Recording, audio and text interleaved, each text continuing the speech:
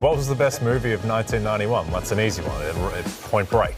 Point Break was the best movie of 1991, and everything else was playing for second. Keanu Reeves lets Patrick Swayze go out into the ocean. He's like, what am I going to do? Swim to New Zealand? And then Keanu Reeves comes back to the beach, and the Australian cop. So I talk like an Australian. The cop in this film's like, why'd you let him go, mate? It's not our Australian. So could you not have hired an Australian actor? He just thought if you say mate, he good. Right, let me talk like I'm in London, but let me say mate. Boys from Essex. What are you doing here? Exactly. Unbelievable. All right, we missed him. Should we go get some shrimp on the bobby? Yes. Right? Fantasy Football Happy Hour with Matthew Berry.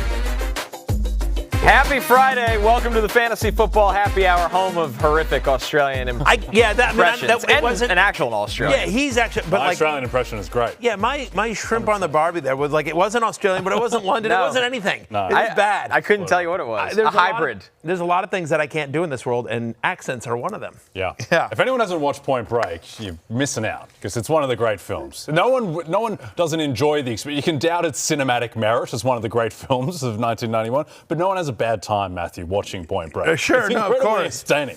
But what's insane is that this came up on the pre-show production call, is that neither of these guys were actually alive when Point Break was released in 1991. Big summer release.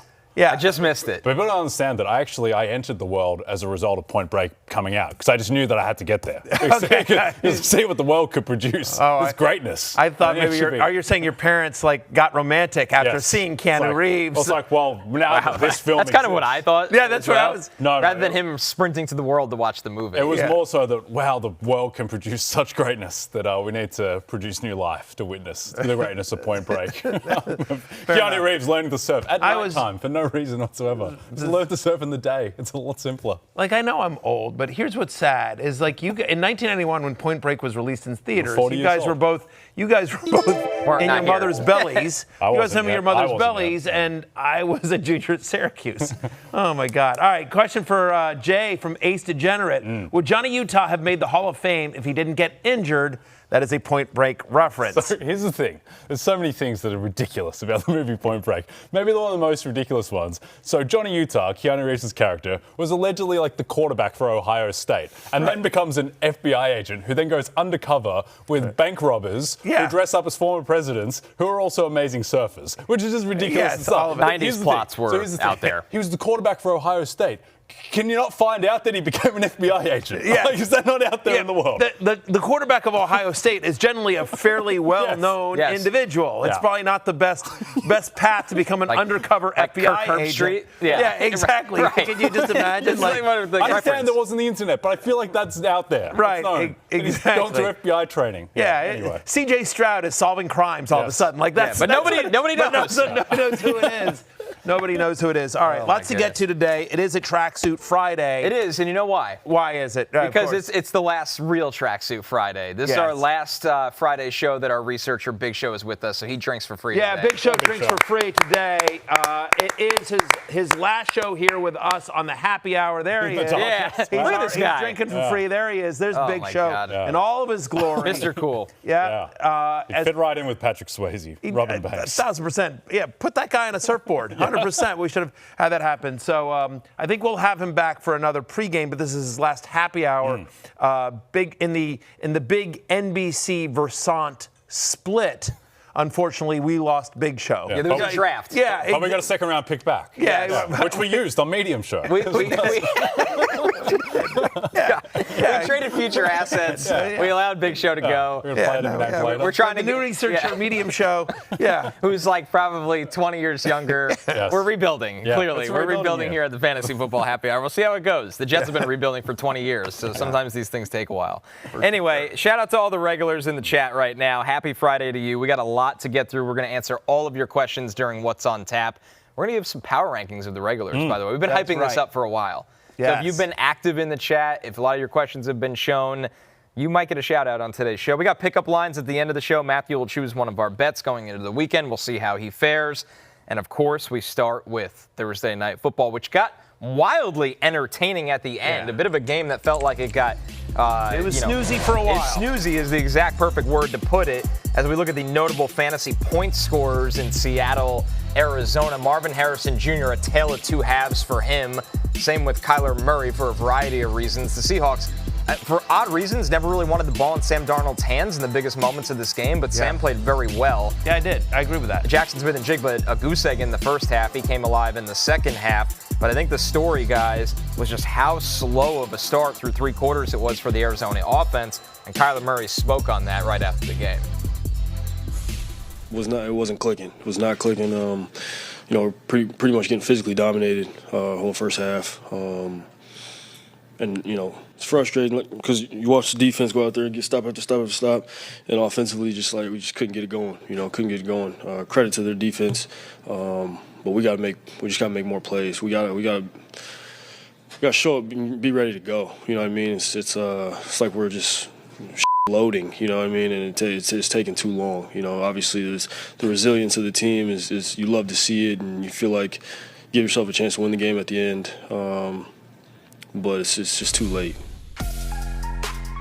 Fourth quarter, Kyler against the Seahawks, much better than the first three quarters of Kyler as he got things going.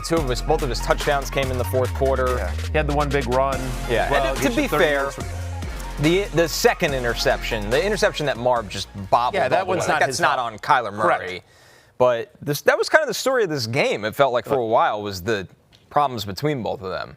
Again, I'm going to come off as a Kyler Murray apologist, and I actually don't mean to be, because I don't think he's been good this year, just in general. Yeah. But I will say, for this specific game, his offensive line got dominated. It's a short week, right? The Thursday games, that's hard to sort of get a full game plan in to prepare. And one of the reasons why, Jay, that you and we had Kyler Murray on the hate list on yesterday's Love-Hate show is because he has traditionally struggled against the Seahawks, against Mike McDonald's offense. Like, nothing that happened yesterday was a surprise. Again, he was under pressure constantly. His wide receivers aren't getting separation. Even the touchdown that Marvin Harrison caught, which was an amazing catch, but he didn't have. It was a jump ball that he basically had to take. So Marv's not getting any separation other than Trey McBride. He doesn't seem to really have a go-to guy that's open, that's winning on routes. And so I'm not trying to apologize for Kyler Murray because I don't think he's played well this year. But on this particular night, I think it wasn't all him. There's just all of it, And again, the Seahawks are one of the best defenses in the NFL. Yeah, I'm not really a Kyler Murray guy. I'm not sure there are many Kyler Murray guys out there at this point. But at the same time, the past 2 weeks, he's been completely screwed by everything around him. Yes. He did enough to win the game against the Niners, and his receivers, all of them, just dropped everything outside Trey McBride. And then last night, he gets screwed again on the interception. I don't think his scheme is really helping him either. It's just so in the mud, this Arizona offense. There's no explosives down the field. Marvin Harrison, in the first half, was like Anthony Volpe throwing to first base. He just had the yips. He just didn't seem like he was ready to be out there. Story. It was the national story during the game. Yeah. Whether you were on Twitter during the game, how much they're talking about it. His body language. Yeah. He looked horrified when they showed him on the sideline, where you started to feel really bad for Marvin Harrison Jr. It's so funny. Whenever the Seahawks would, a wide receiver would make a catch, they'd cut to Marvin Harrison on the sidelines. That's how you do it, Marv. Just in 2 hands, just bring it in. It's just not that hard. From a fantasy perspective with the Cardinals, I don't think there's really that much to take away. You still got to start Marvin Harrison Jr. Yeah. Even if he's a wide receiver 3 at this point. You're starting Trey McBride. Trey Benson looked fine for the most part and got the usage. And then Kyler's a QB2 at this point. You've just still got to start because of the rushing. 25% target share for Marvin Harrison. He was below 21% in each of his first 3 games, right? Got 10 targets in this one. Obviously, we just talked about the touchdown, 6 for 66. He's had an end zone target in 3 or 4 games this year. But, he's got only 1 game this year with a catch rate above 60%. It's insane to think about that. That he can't even get to a 60% catch rate. And among wide receivers that have at least 75 targets since the start of last season, Marvin Harrison is 46th in yards per target. 46th. I actually wonder, Jay, in season-long leagues, in Dynasty I'm still holding out hope for him, but in season-long leagues, off of this performance, 18.6, he's going to finish the week as likely a top 10 fantasy wide receiver. Do you sell high-ish on him? I think you do. I am nervous about this entire Cardinals offense. Again, short week against one of the best defenses in the NFL. I can explain away a lot, but I just, to your point about the body language, about our overall feelings about the efficiency of Kyler Murray as a quarterback, you didn't draft him to be a shaky wide receiver 3, which is what he is, without hope for a score wide receiver 3. Question from Donnie King, who's a reasonable running back to request in a trade offering Marvin Harrison Jr. I don't know. Who would you rather have, Marvin Harrison Jr. or Jaylen Warren? Like a kind of Jaylen Warren. I mean, you'd rather have Jaylen Warren. Yeah. I think that Jaylen Warren, Chuba Hubbard, Tony Pollard, Javonte Williams or Marvin Harrison Jr.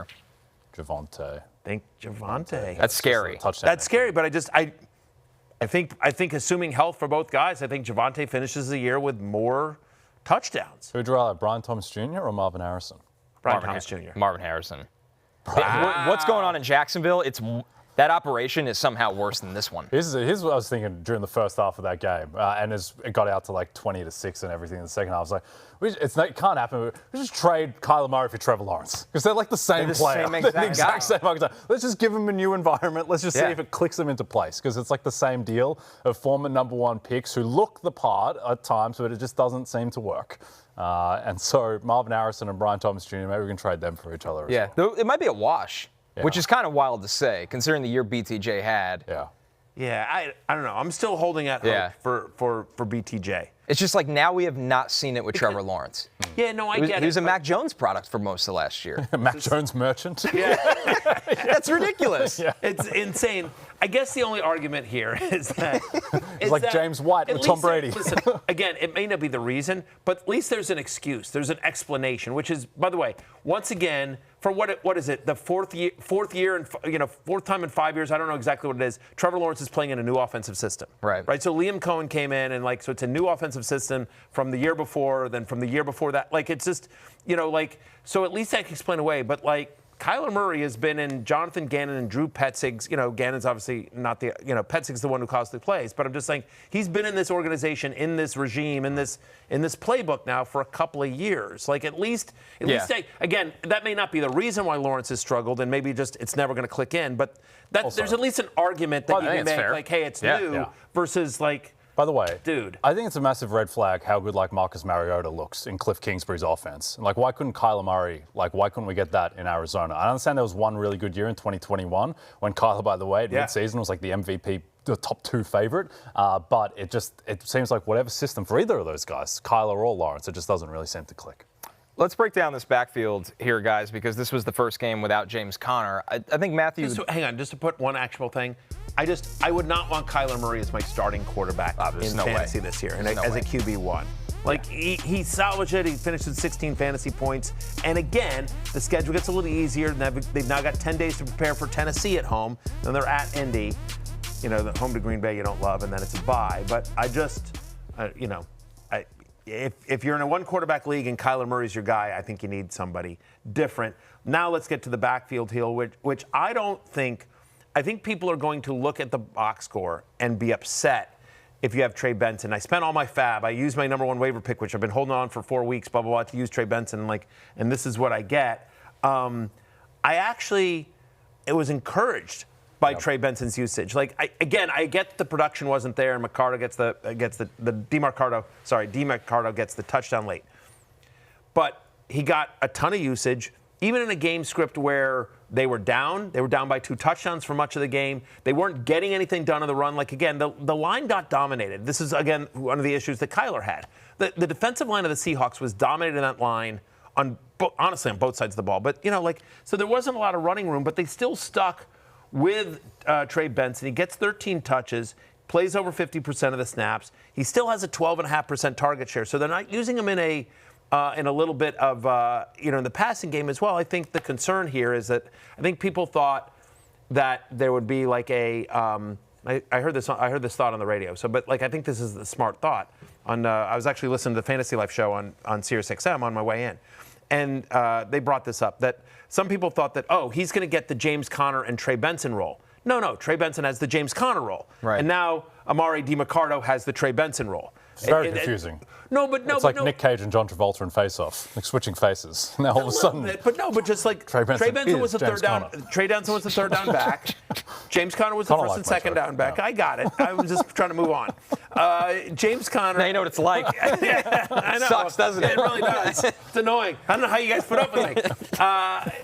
That's all I'm saying. It's just that James Conner had the first and second down role, and Benson they were using on third down somewhat. And now with Conner out, they've moved Benson into that first and second down role, but he's not keeping the third down role he had. They've elevated Amari DiMercato. The touchdown, I think, again, they were in comeback mode. They used him some more in the 2 minutes. I feel like that was just a result of him right place, right time. That was the play. Like I don't think he's going to get vultured a lot at the goal line when they're scoring opportunities. I'm still in on Trey Benson as an RB2-ish kind of guy. Yeah, I mean, they just didn't have an opportunity to run the ball. They were down the whole game. They were also facing the Seahawks run defense, which kept Christian McCaffrey to like the least efficient game of his career, just about 22 for 69 or whatever it was in week 1. It's 4 days after James Conner went down for the season. Like, let's give it some more time to breathe, but Trey Benson is clearly the guy. And it's still going to be a run-heavy offense for the most part. Yeah, DiMercato played 93% of the long down and distance and the 2-minute snap. So again, when they're in the hurry up and they're at the end of the game, that's why he's in there.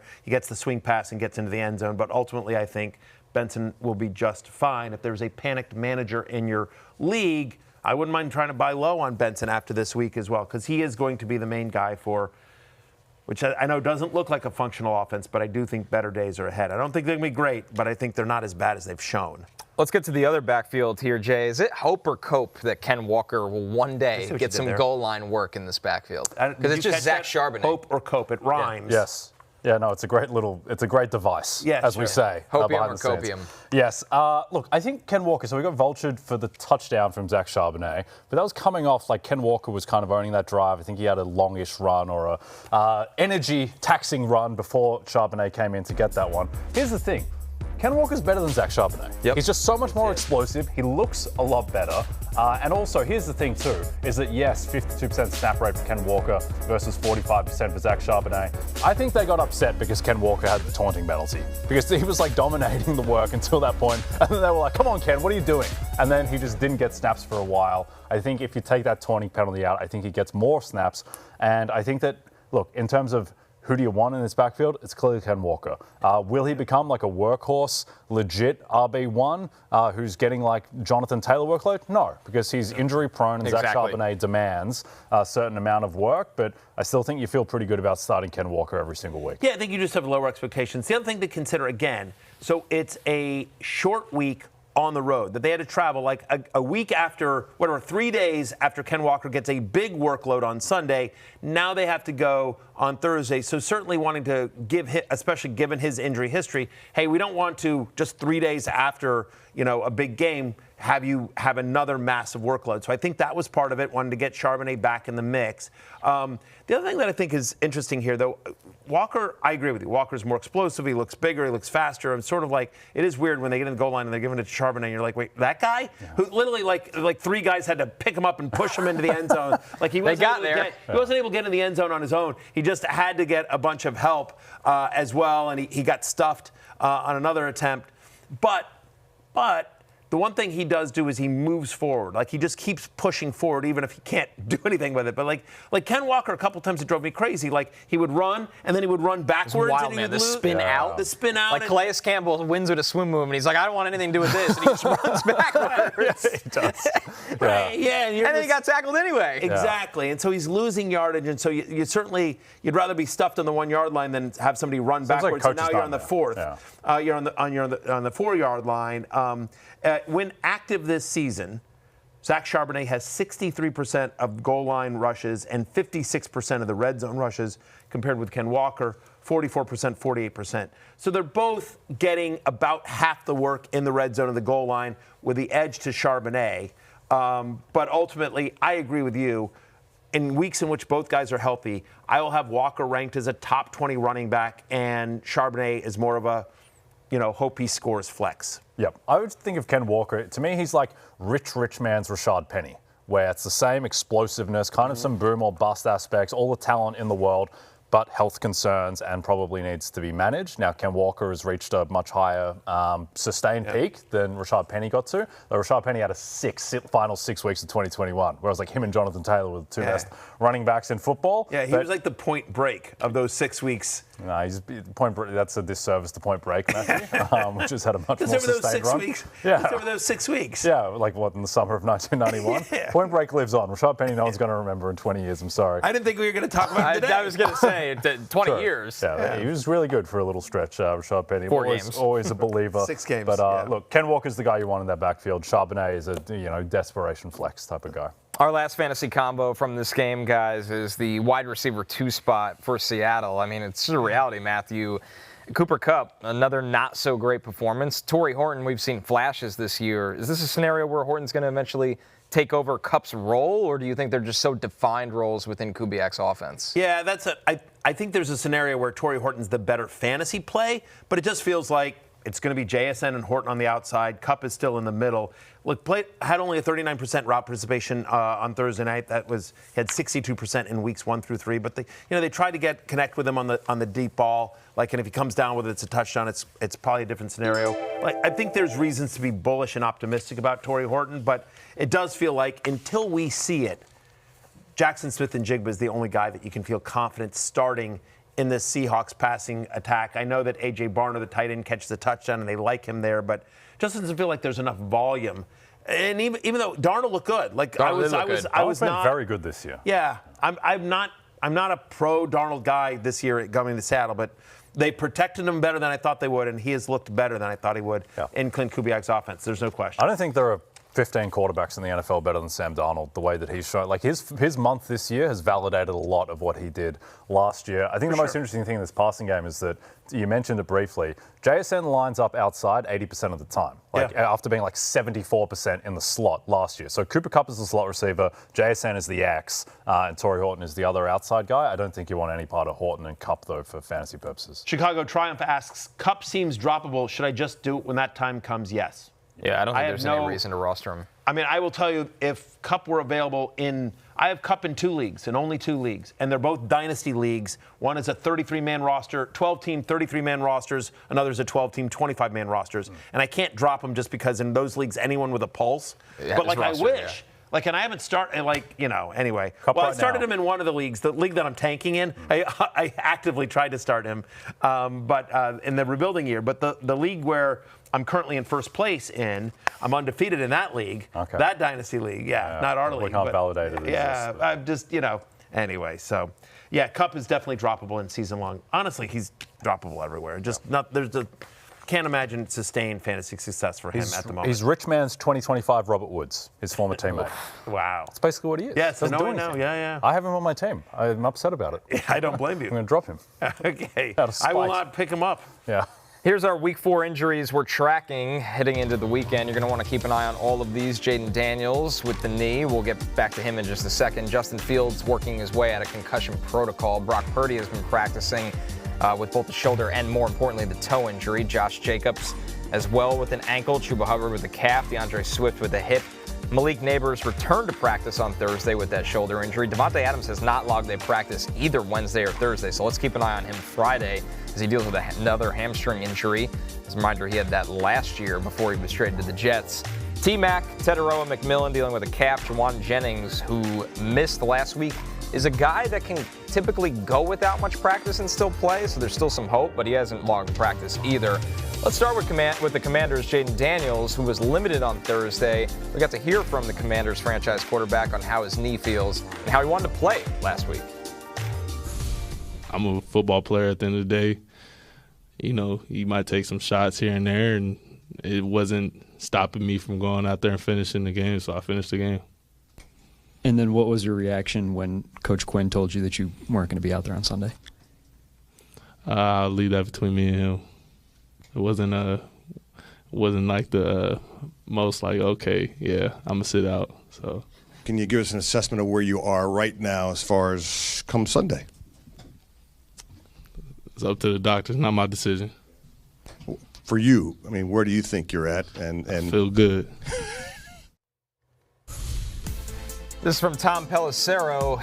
Commanders quarterback Jayden Daniels and wide receiver Terry McLaurin, who's dealing with a quad, are not on the field for the start of practice. McLaurin hasn't practiced all week and likely will miss Sunday's game versus Atlanta, while Daniels was limited the past 2 days with his status up to the doctors, which we just heard him say. Side note as well, Bill did not practice on Thursday. Ja'Cory Krosky-Merritt. Yes. He's back at practice today. So is Chuba Hubbard.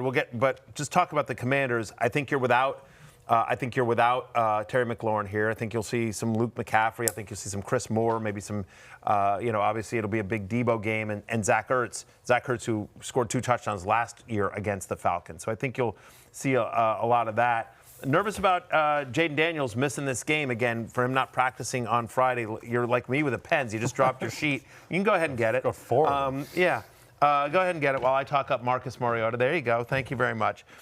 Look, the 3 games that Marcus Mariota's played for Washington, scored at least 19 fantasy points in all of them over the last 2 years. He's averaging over 9 yards per pass attempt. He's averaging 43 rushing yards in those games. He's got 2 rushing touchdowns. And don't forget, this is a revenge game against the Falcons for Marcus Mariota. It's nice because most of the teams in the NFL are actually a revenge game for Marcus Mariota. Keep going through this over and over again. Exactly. I think the Commanders scheduled Oregon in Week 15. He would be the Falcons have the #1 pass defense in the NFL through the first 3 weeks of the season. A little fraudulent. It's a little fraudulent. I get it, but I don't. McCarthy aided. Completely McCarthy. Bryce Young completely aided. McCarthy aided. Oh my goodness. But I think this is a big game for the Falcons. So I think Mariota would be a high-end QB2 this week for me if he does end up getting the start, right? I don't think he'll be as good on the road at Atlanta as he was at home against Las Vegas last week. This is a big game for the Falcons. They need, they don't want to go to 1-3. The Buccaneers are 3-0 with a chance to go to 4-0. We'll see. They got a tough game against the Eagles, but still, you don't want to sit there and go if the Bucs are 4-0 and we're 1-3, that's game over for the division. It's game over for the division, right? Missing the first half of the tiebreak as well, having lost to the Bucs in Week 1. I think it's instructive that DraftKings has the Falcons as 1.5-point favorites in this game. So that is an indication that Jayden Daniels is not going to play. At least that's the market's best guess at this moment. Yep. I think that neutral field, the Commanders are about 4 points better than the Falcons. And if Daniels was going to play, this line would be more like Commanders -2.5, -3, that kind of range. So I suspect that it's probably going to be Mariota, though we'll see. It's not 100% confirmed. Feel better about Daniels playing than McLaurin. There's no question about it. The fact that he was limited in practice, and sometimes, and I don't know, candidly, I don't actually know if Dan Quinn does this, but there are some teams that will do this because in essence, basically, when you have a practice like this, there's a portion of the practice that is open to the public, or at least open to the media, that they can report on what they see. And then the media leaves, and then they do whatever they want. Connor, you know this as well. You'll go to practice, and then they get rid of you. Then they're like, Connor, you can leave. Stay. Because you're a weasel. Special. Yeah, no, of course. I'm special. Sure. I hang around. Yeah, you I hang stand around. right on the 50-yard line. All right, fair enough. Yep. But unbelievable too that Matthew stole your Oregon joke about Marcus Mariota. And then insults me. Yeah, and then insults you. I'm going to use that joke on Tuesday. Don't worry, Matthew. we got one for him because the regulars don't really like Matthew. Stuntman Chuck 85. Barry has the pen security of Ramondre Stevenson. Wow. That's a good one, Chuck. That was really good. That's actually pretty good, Chuck. That's actually pretty good. I don't have an excuse. I did. I absolutely stole your joke. Whatever. What do I care? I know. I can't. Who remembers if you're actually here? If you're doing another show? That's very Hollywood writer of you. Yeah. You sleazeballs. Yeah. Anyway, back to practice, Connor. Yeah, let's see your own material this. here. Yeah. Come on. What do you got? I'm trying to get back on track to give fantasy advice, you animals, which is that there's a scenario where Jayden Daniels is practicing today. He's just not open to the public. We'll see what the media, I should say. So he we'll see seems very annoyed, by the way, too, that he's not playing. Yes. You don't see a lot of that from Jayden Daniels. No. He's kind of a, chill guy. Yeah. Very, very chill guy, very, very professional. So we'll see, obviously. But the doctors are not, if there's instability in that knee, if there's any kind of concern, he's the franchise. Yep. They're not going to risk it for just one game, especially because, they're 2-1 and they obviously want to win this game. But if they go to 2-2, it's not the end of the world. No. Another quarterback who did not play last week, trying to get on the field. Either way, make sure you have a replacement for Jayden Daniels. Justin Fields has a little bit more time because the Jets are playing Monday Night Football. He's working his way out of concussion protocol. He was back at practice yesterday. You have to log a practice as one of the steps to get out of concussion protocol. Aaron Glenn said if he's cleared, he's going to start. So they're not messing around with this one, that it's any competition between him and Tyrod Taylor. And Miami has been one of the worst defenses against quarterbacks in fantasy all year. I think they're giving up an average of 29 points. Second most fantasy points to quarterback, and no team has given up more rushing touchdowns to opposing quarterbacks than the Miami Dolphins, and of course, obviously Justin Fields with his legs. So I'm expecting him to play. I have him at QB7 this week. So I think assuming all systems go, and we should learn that before Sunday morning, before you have to make your line of decisions. To your point, they're a day behind because of the Monday night game, so this is really a Thursday practice for them. But assuming he's cleared and he's ready to go, right back in your lineup. Davante Adams, as I said, has not logged a practice. He didn't practice on Thursday. He's dealing with a hamstring, Jay. I think what's concerning about this one is, as much as Davante's a veteran, he can kind of just go on any given day, is that this popped up last year with him and he missed some time. Yeah, that's a concern. Also a concern that so he scores the bomb touchdown against the Eagles early on, and then it's basically just unsighted for the rest of the game. That's just the Puka Nacua show exclusively. So the fact that if he doesn't practice today, you suspect that he's probably not going to go.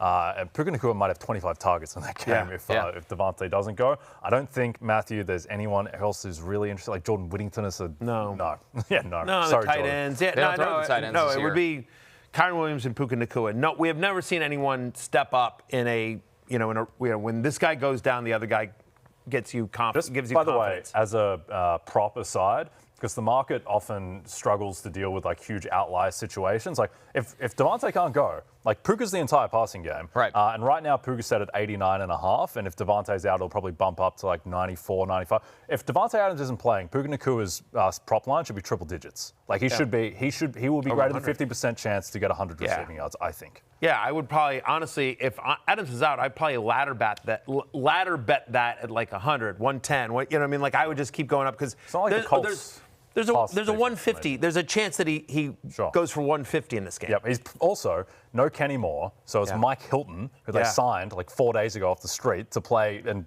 defend Puka Nacua in game one. So tough scene. Good luck. Our next one, Matthew, good news for your gutless roster. Xavier Worthy fully practiced again. Apparently that not only lost, Mike Evans and everyone else, but also, I might not have Jayden Daniels this week, man. So, again. No.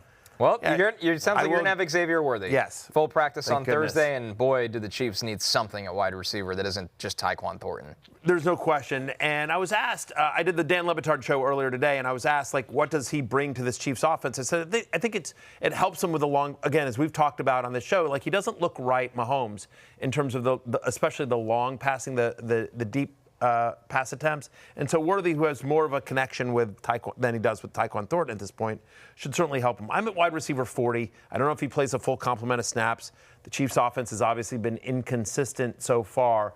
But yes, you can throw on the Ravens. That defense has been bad. Only one team has given up more passing yards per game than the Baltimore Ravens through 3 games of the season. So I do think because that offense needs a boost, that they'll, Worthy will get a shot or two. Whether they connect or not remains to be seen. But it depends on your league. I'm at wide receiver 40, but in our league, I'm starting him and praying. Yeah, it's funny on DraftKings there are 3 Chiefs receivers who are set between 40 and 48.5 receiving yards, or pass catchers rather, because Kelsey is one of them alongside Hollywood Brown, and then Xavier Worthy's 48.5, and then the Packers as well. They have 4 guys set between 40 and 44.5. So it's like DraftKings are basically, hey, you guys, you figure it out. It out, right? Who knows with all these guys? 2 of these guys are going to go under. You guys got to figure out who's hitting it. Sounds like we have some breaking news. Jayden Daniels has officially been ruled out. While we were sitting here, Marcus Mariota will start again Sunday. This is from the official Commander's account, by the way. It's a good source. That's a pretty good source. You want me to tweet at them and ask source? Oh, my God. Oh, and Terry McLaurin officially out as well. Just got that alert. So that is super annoying. That is super annoying. That's super annoying for my team. That's super annoying for the Commanders. Sigh. That's all right. Marcus Mariota, yeah. According to you, one of the greatest quarterbacks to ever live. Sure. It's actually a reverse revenge game. Because he kind of quit on the Falcons. Yeah, it's true. Yeah, and exactly. revenge on him. No, that's true. So this is the reverse revenge game. That's true. That's a good point. So That's a good we'll see how it goes for Marcus Mariota. Yeah. All right, we got a question. Oh, wow, that tricked me. You see that? See what they did to me? Yeah, I know. They gave the sound, and you're like, oh, it must be a question that we have to answer. No, it's not a question. It's just the prediction. One of the great What's going on? Is there just in Friday mode? Curveball. Unbelievable. All right, well, let's get to Malik Nabers. Maybe that was Big Show's fault. Yeah, we'll blame Big Show because he's drinking free today. So, the good news is in this division is Malik Nabers has returned to practice on Thursday. Malik Nabers feels like he's always got something small, a nagging injury, but he was back at practice, and we got to hear from Malik Nabers on what he's learned in his brief NFL career of the Giants just constantly switching quarterbacks. I'm sure everyone's seen last year, 3-4 different quarterbacks. That was the same thing. I mean, it's hard, but, we're going to support him. We're going to do our best to help make sure he's prepared, help sure he's ready.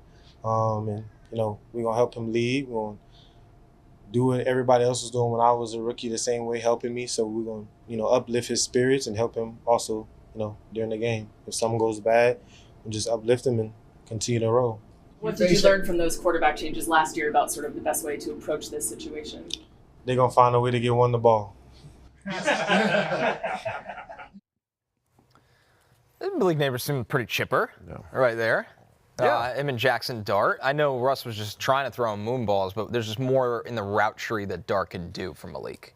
Jayden Daniels, Noah Brown, Terry McLaurin all officially ruled out for Sunday, by the way. Speaking, and we're sweating over there. Dude. Yeah.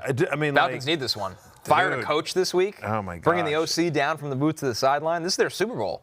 Marcus Mariota's on the other sideline. They want to get after him. And Marcus Mariota's thrown to Luke McCaffrey and Chris Moore. I think the Falcons should be more than 1.5-point favorites here, to be honest, with the wide receiver situation. Right. I don't think the Falcons are that good. Yes. Michael Penix has not played well, but they may not need to throw the ball.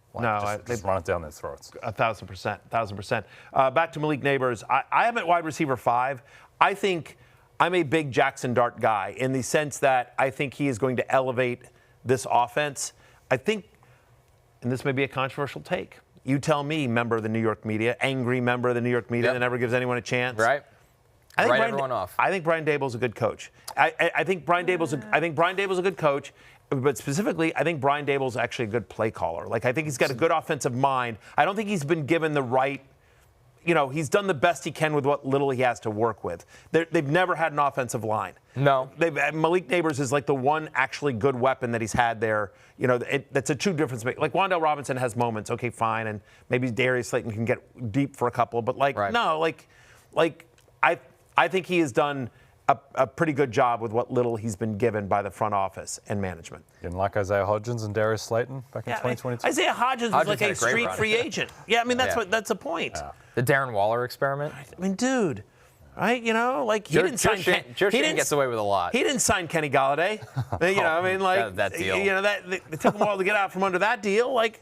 I just think he's an offensive staff member, not a head coach, and I fear he might be a Josh Allen merchant. Yeah, exactly. That's my fear. Josh Allen's the greatest outlier in the history of quarterback development. Right, which makes you wonder how Ken Dorsey did not do well with him, but that's a whole other equation that we don't need to go down But that's a pro Brian Daboll argument. That Dorsey, Allen struggled with. That somebody did struggle with him. One quick note here. John Lynch said this week that Brandon Ayuk is not close to returning. So if you're roster stashing Ayuk, you might need different plans. We'll see. But let's get into Denny time. Okay. Dr. Denny Carter is here to solve your flexual frustrations. I was going to say, Jackson Dart's going to elevate. I want to issue an apology to you and the listening audience for shaming you about Wan'Dale Robinson. Listen, since that time, since week 1, I've gone back to school. I've earned another degree. Wow. And I've learned that I was wrong. He goes 8 catches on 10 targets for 142 yards and a touchdown. He now ranks 7th, guys, in both wideout receiving yards and wideout receptions.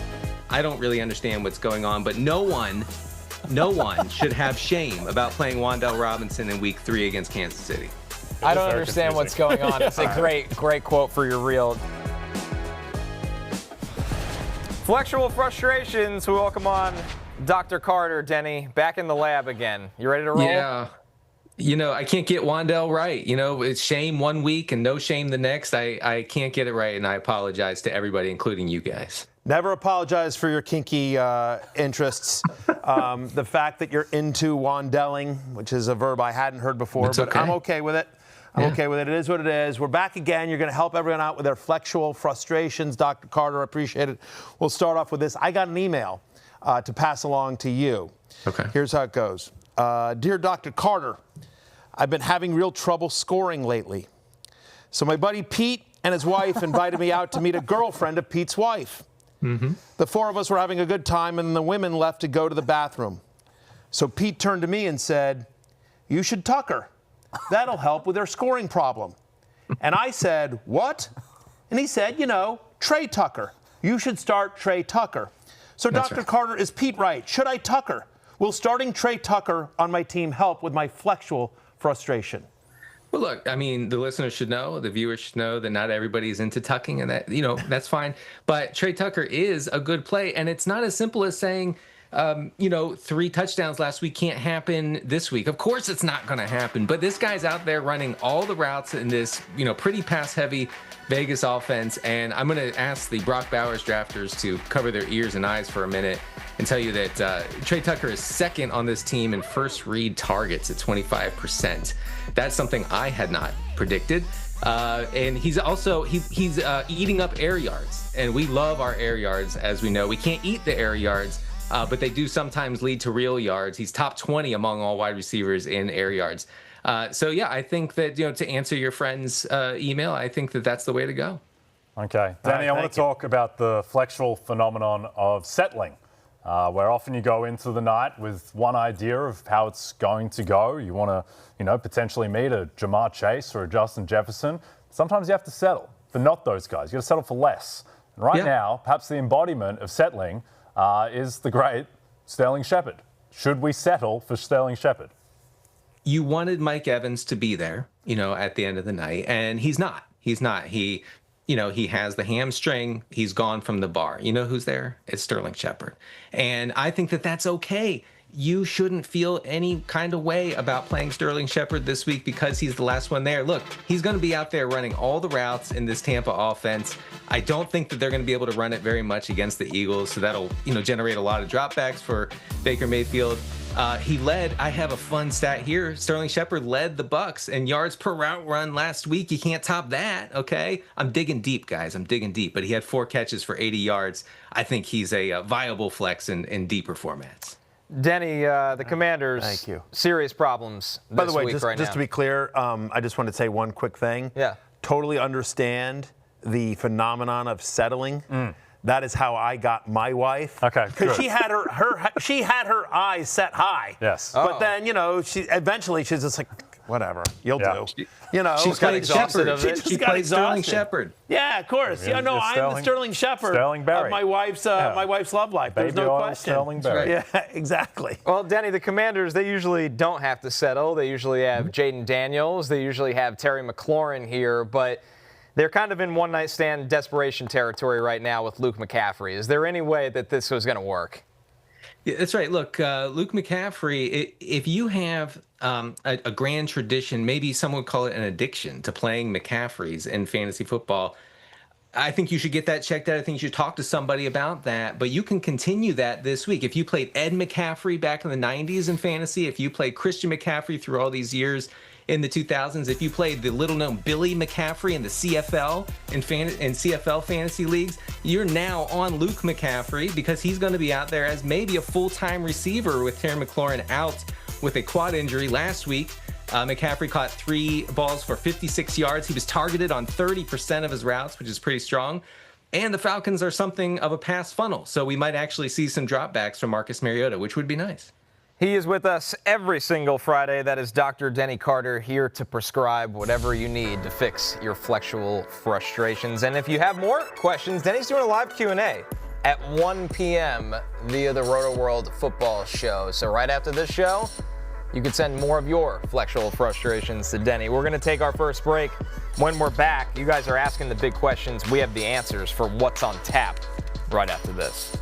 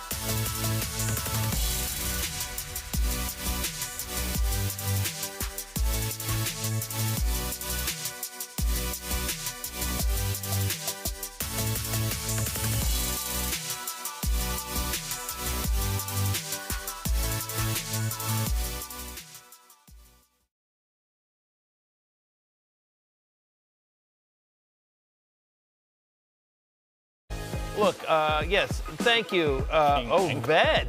FF Happy Hour regular Vet, he might make the list. Later this week, we are releasing the first set of Fantasy Football Happy Hour Power The committee rankings. has to mate first. Yeah, of course, obviously. Yeah. The committee meets on Tuesday, and then we'll release the Power rankings. Nice try, Vet. On Wednesday. The Fantasy Football Happy Hour regular power rankings. Yeah. Yes, this has come true. Yeah, exactly. So Clark Brady, of course, he's the one that watched all 12 hours of our marathon. It's very hard He's to the number dethrone. one. Yes. Maybe ever. Well, that's why he has to debut at number one, although we haven't seen him in the chat as much. Yes. So I think there is an opening here for maybe Jonathan Medici 7, a Stuntman Chuck 85, Johnny Dangerly at 4, Kajima 89, I guess. Jay Stabs, of course, always Jay Stabs at 6. Ved Happy Hour regular comes in at 7. Julio Think You Are, I thought he would make the list. No Tej is interesting. Yeah, I was going to say no Tej. I have a question about this. No Ace Degenerate. That I thought was interesting. Anyway, Mr. T and, of course, Raise the Flags, currently at number 10. This is just for week 4, of course. Regulars, you have a chance to make your way up or down the power rankings. We will see. This is all done scientifically. We had an entire spreadsheet. Yeah. There were spreadsheets, Analytics Excel department. files, analytics, and our power rankings committee met for 6 hours into the night arguing, 9 of us stuck in a conference room going back and forth. Just so you know, Julio Think You Are, I argued for you to be just a little bit higher. Yes. I lost that battle. Jay Stabs, dang, I'm 6. I'll take it, but I'm running for top 5 for sure. I get that, Jay Stabs. Yeah. I understand. I had you at 8, to be honest with you, just so you know. We all fill out our polls Yes. and combine them together. Yeah. Yep. Just want to be honest there. All right, What's on Tap is brought to you by Bud Light, the official beer sponsor of the NFL. Sundays are easy to enjoy when they are full of football and the fridge is filled with beer, and we're going to make it even easier for you by taking some of the best questions. This from Raise the Flags. Number 10 on the regular power rankings. See what happens. Bench 1. Flowers, Jamar Chase, Teteroa McMillan, Etienne, or Judkins.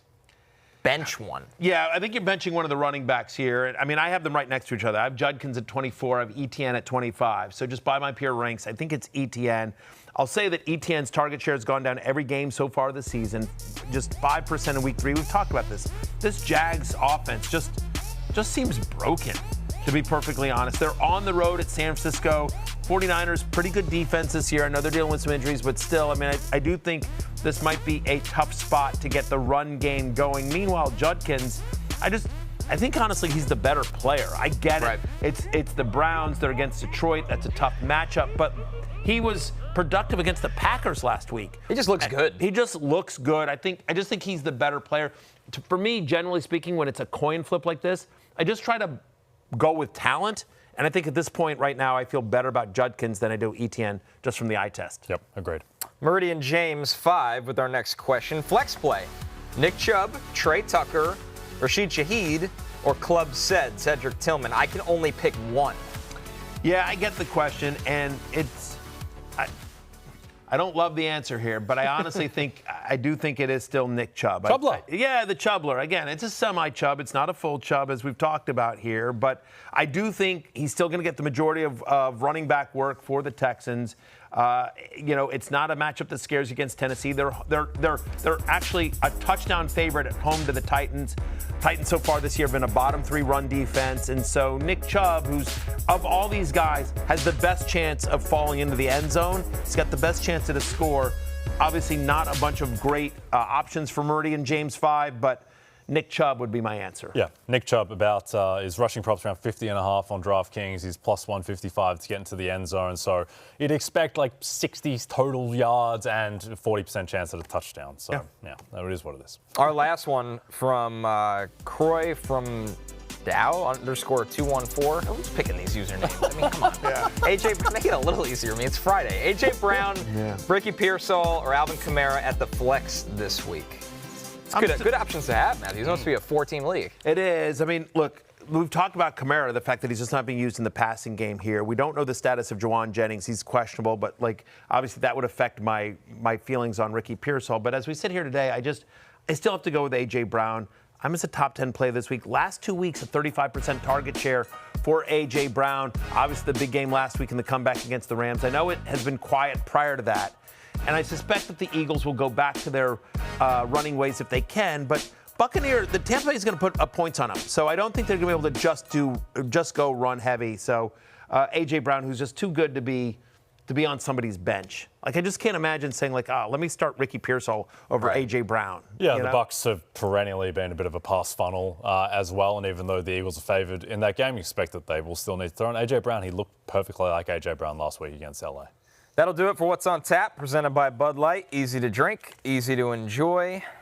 Of course, guys, we got a good one on Sunday night. Micah Parsons heads back to Dallas to face the team that traded him away as the Packers collide with the Cowboys in a rivalry renewed. Sunday, 7 Eastern on NBC and Peacock. And be sure to catch Matthew J.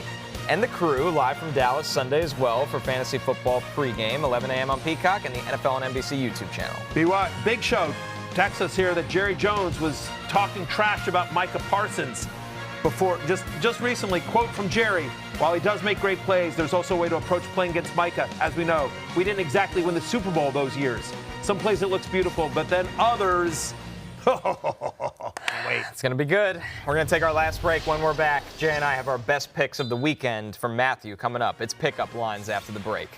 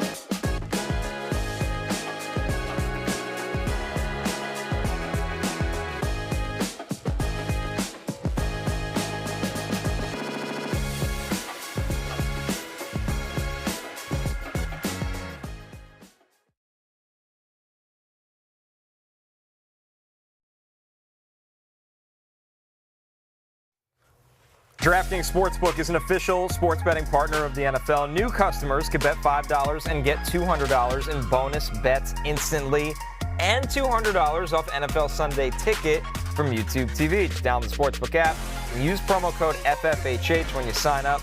DraftKings Sportsbook. The crown is yours. It's time for last call. We got pickup lines as stands on the season. Matthew, I don't know what your record is, but you've picked Jay twice. You've picked me once. Jay, what do you got this week? Okay, I'm just going to make this one simple. I think Jay finally got off the schneid last week. He did. I did. Yeah. Jonathan Taylor, his receiving yards got home. And we're going to get home another By the way, my Seahawks -1.5 cashed last night. All right, keep going. Okay, I'll make this simple. Needed that one there. Josh Jacobs' longest rush, over 14.5 yards against the Cowboys. Josh Jacobs, his rushing attempts is set at 19.5. You get 20 carries against the Dallas Cowboys run defense. You can't break one for 15 yards. Josh Jacobs goes over. I like it, Jay. You're not going to like mine. Okay. Because you're big on Jackson Dart belief this week. I'm taking the Chargers -6, and I know it looks like a big line. Jesse Minter might be the best defensive coordinator in line to be a head coach next year. I think this is a tough draw for Jackson Dart. I think he's going to be fine, but the Chargers are rolling right now, and they should be a touchdown better than the Giants. They should be 2 field goals better than the Giants. I really like this line this week. I think it's a tough spot for a rookie. I think it is a tough spot for a rookie. Games at home, though. Games in New York. Right. I think they lose. I think Dart plays well. I'll go home with Jay.